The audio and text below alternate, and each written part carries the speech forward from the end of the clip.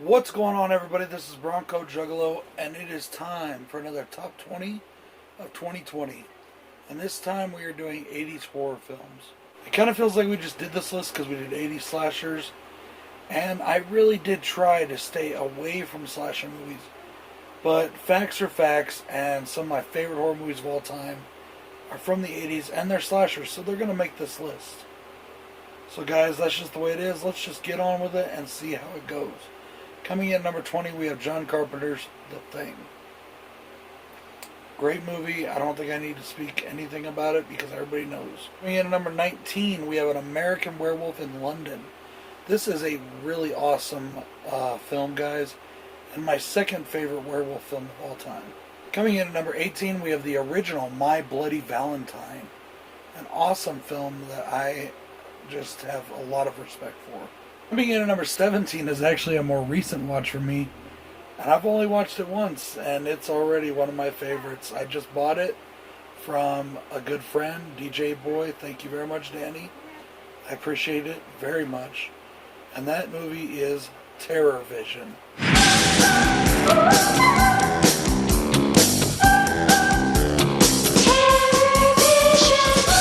Coming in at number 16, we have my favorite Christmas horror movie of all time. That is Christmas Evil. You guys want to just hear something funny? My wife went shh to my daughters to let them know I was filming. So all of a sudden I break out with this, coming in it, and Miranda looks at me and goes. Coming in at number 15, we have the ultimate dog film, Cujo. There's a couple Stephen Kings on this list, which is funny, seeing as how I've really not liked Stephen King horror films for the majority of my life. Coming in at number 14 is a movie I just recently revisited thanks to my friend Jason, who sent me a copy, Screen Factory no less, and that is Humanoids from the Deep. I fucking love that movie. It is so much fun. I've watched it 3 times since he sent it to me. Coming in at number 13, we have the original Pet Sematary. This was the Stephen King movie that made me start realizing I needed to give Stephen King films a second chance. So I started going back and rewatching. Coming in at number 12, we have Psycho 2. Now, I've only seen this movie about 3 or 4 times, but since I've watched it, I just have fallen in love with this movie.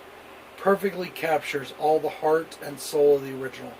And I cannot wait to review it for you guys, and that review will be coming soon.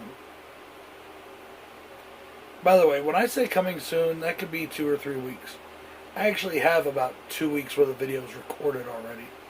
Coming in at number 11, I gotta give a shout out to this film. I gotta give it to Vampire Hunter D. Yes, it's animated. It is an awesome fucking horror film, and one of my absolute favorites of the 80s. In number 10, we have Aliens. Come on, guys. This is one of the greatest sequels ever made, as far even not just horror movies, but period. So it's got to be on this list. In at number 9, we have The Omen 3: The Final Conflict, a movie I was just talking about yesterday in my video for Horror and Taj, and also another franchise that I cannot wait to review for you. Coming in at number 8 is yet another franchise that I can't wait to review for you, and that is Children of the Corn. Not just the franchise, in this case we got the first film. One of my favorite horror movies. I love this movie. It's so awesome. Coming in at number 7, we have Predator. Yes, I know a lot of people are going to say this is an action flick, but it's a horror movie too. It is a creature feature alien film, and it spawned a horror genre franchise, in my opinion. It's a sci-fi horror, but it's still horror. And so yes, Predator makes my list. In at number 6 is an absolute favorite of mine. If the sequel to this would have been in the 80s, it would have been on here, but we have Evil Dead 2. Evil Dead 2, Dead by Dawn is one of my favorite horror movies. I love this movie so much. It really established Ash as the badass that he was. He was kind of weak in the first one. It's top 5 time, guys. I can't believe I'm putting this film at number 5. I feel that it's a low ranking for it, considering its history with me, but Friday the 13th, Part 6, it's coming in at number 5. By the way, did you guys all see the Scream Factory Friday the 13th set?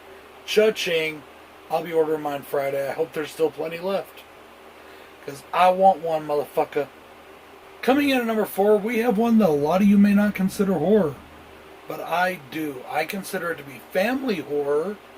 I consider it to be, not so extreme horror. But it is a horror-based, horror scare film.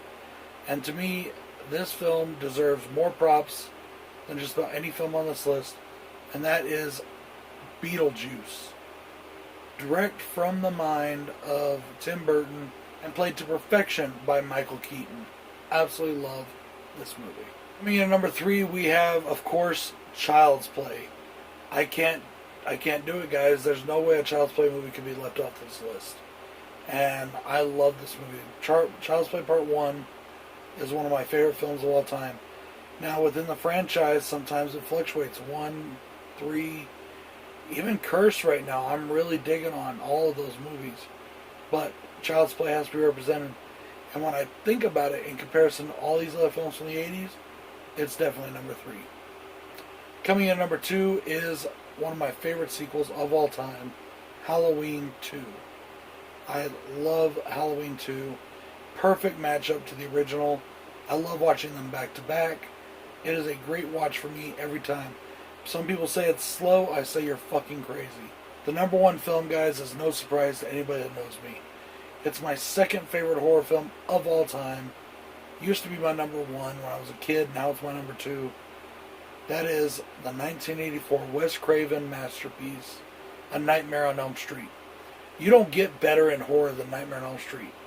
In my opinion, as I've said this a million times, Halloween is here. Halloween is my favorite horror film. Nightmare on Elm Street is right here. See how they're touching? With A Nightmare on Elm Street just maybe like a half a fingertip below. That's how close those two films are in my opinion. I love this movie so much. And it truly, truly, in my opinion, not only regenerated and revitalized and resurrected the slasher genre again from a bunch of stale copies. Yes, I said it, stale copies in the 80s of Halloween. It just breathed new life into horror itself, and that's awesome to me. And Wes Craven has done that time and time again. He has breathed new life into horror. Thank you, Wes Craven. Thank you, everybody, for watching. Go and check out my Super Slash Brothers Horrific Nightmares Jam and the Horror Man. They created this top 20. Now I wish I would have gotten in on it with them. They did offer me a spot when they decided to do it, and I said I didn't have time. But it is what it is. This is Bronco Juggalo saying peace.